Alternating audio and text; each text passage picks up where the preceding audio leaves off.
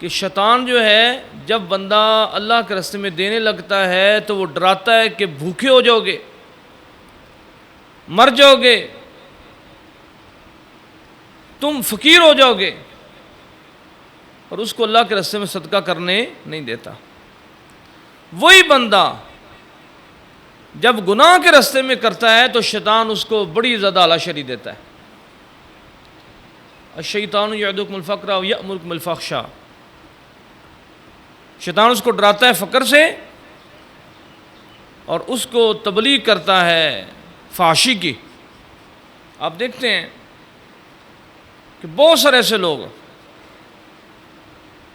جب کبھی مسجد کے متعلق بات ہوگی تو وہ 1 روپیہ بھی مسجد کو دینے کے لیے تیار نہیں ہوں گے، اور وہی بندے ہوں گے جب کسی جگہ کنجریاں ناچ رہی ہوں گی تو وہ ان کے اوپر تھالیوں میں ڈال کے پیسے ڈالیں گے، ڈالتے جائیں گے۔ اسی طرح بندے جو ہیں وہ جب ماں زندہ ہوگی تو اس کو سر درد کی گولی نہیں لے کے دیں گے، اور وہی بندے ہوں گے وہ ڈرامے فلم دیکھنے جائیں گے، فلمیں دیکھنے جائیں گے، وہاں پہ لاکھوں روپیہ خرچ کریں گے۔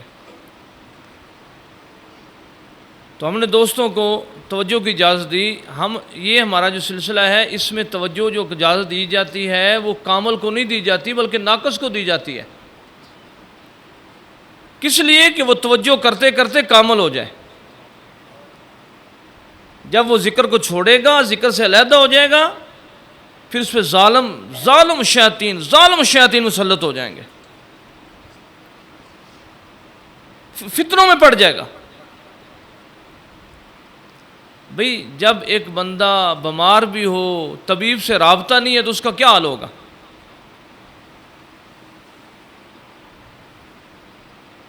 کئی بندے بیرون ملکوں میں رہتے ہیں، قریب نہیں ہیں، بیچارے دن رات میسج بھیجتے رہتے ہیں، اپنے احوال بتاتے رہتے ہیں۔ بعض بندے قریب رہتے ہیں، انہیں اس چیز کی کوئی فکر ہی نہیں ہے کہ اب میں نماز پڑھتا ہوں یا نہیں پڑھتا، اب میں تہجد پڑھتا ہوں یا نہیں پڑھتا، اب میں نفی اثبات کرتا ہوں یا نہیں کرتا، اب میرے احوال کیسے ہو گئے۔ ایک دن راویہ شریف میں نے دیکھا ایک بندے کو، وہ لیٹرینیں صاف کر رہا تھا، میں اس کو کہا میں جناب آپ یہ کیا کر رہے ہیں؟ وہ کہنے لگے جو میرے اندر گند ہے وہ اس سے کہیں زیادہ تھا جو مرشد نے صاف کر دیا، اس سے کہیں زیادہ کہیں بڑا گند جو ہے میرے اندر موجود تھا جو میرے شیخ نے صاف کیا، اور یہ تو کوئی گند نہیں ہے۔ تو بھائی جب بندہ اپنے مرشد سے دور اٹھتا ہے پھر اس کے اندر گندگی جمع ہو جاتی ہے، پھر وہ حلال و حرام کی تمیز جو ہے ختم ہو جاتی ہے۔ وہ اپنے شیخ سے رابطہ رکھے اور اس نیت سے رکھے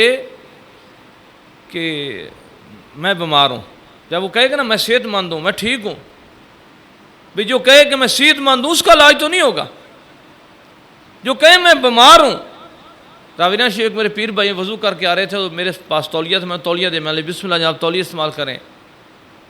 وہ ہمارے نے شاہ صاحب کتوں کو تولیوں کی کیا ضرورت ہے،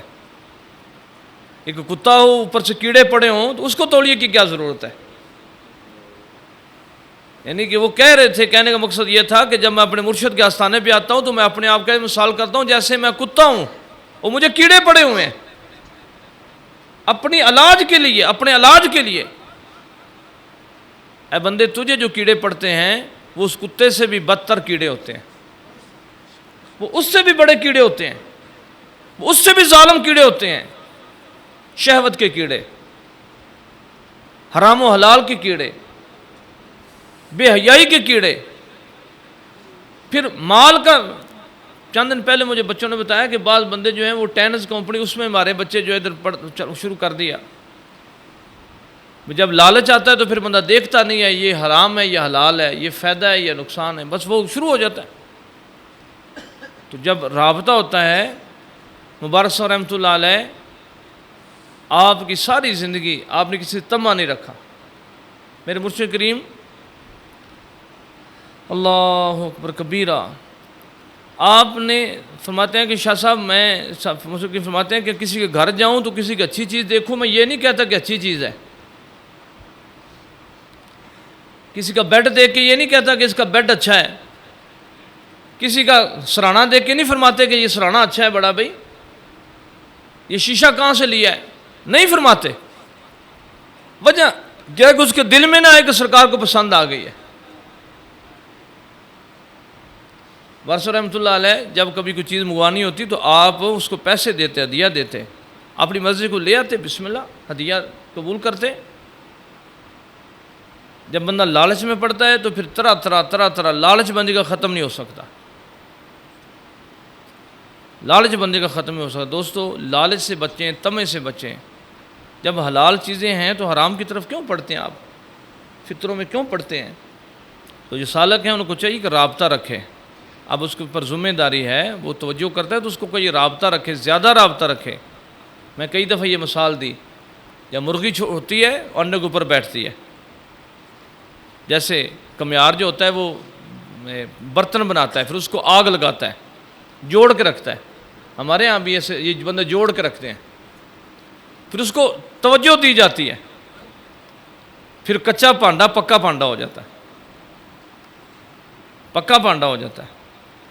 تو یہ جب بندہ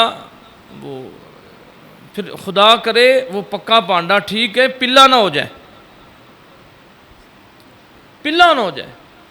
تو میں اس سے مثال دیتا ہوں، کئی دفعہ جب مرغی ہوتی ہے نا، مرغی وہ اپنے انڈوں کے اوپر بیٹھتی ہے، پھر بچے نکلتے ہیں، پھر وہ بچے مرغی کے ساتھ ساتھ مرغیوں کو ساتھ ساتھ رکھتی ہے،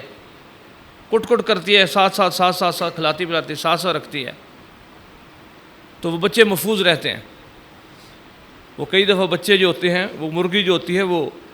باز سے لڑ پڑتی ہے، کوشش کرتی ہے، اس طرح جو بچہ مرغی سے دور جاتا ہے اس کو کاں کتے لے جاتے ہیں،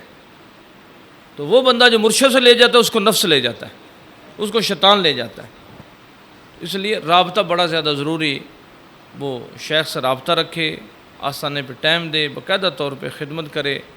کہ اس کے اندر کی جو گندگیاں ہیں وہ دور ہو جائیں۔ بڑے سارے ساتھی وہ بظاہر تو گندگی کو نظر آتی ہے، تو اندر کی گندگی کس کو نظر آئے؟ جو اندر گندگی لگتی ہے اس کی اس کو نظر آتی ہے، وہ مرشد پھر دیکھتا ہے، پھر وہ توجہ کرتا ہے۔ وہ بھی جب گندگی اترے تو مرید کو چاہیے کہ اپنا رابطہ ٹھیک رکھے، اپنا ساتھ بانے سے مرشد کے قدموں کے ساتھ لگتا رہے، اسی میں فائدہ ہے۔ اللہ پاک فتنوں سے بچائے، نبی غلامی سے مالا مال فرمائے۔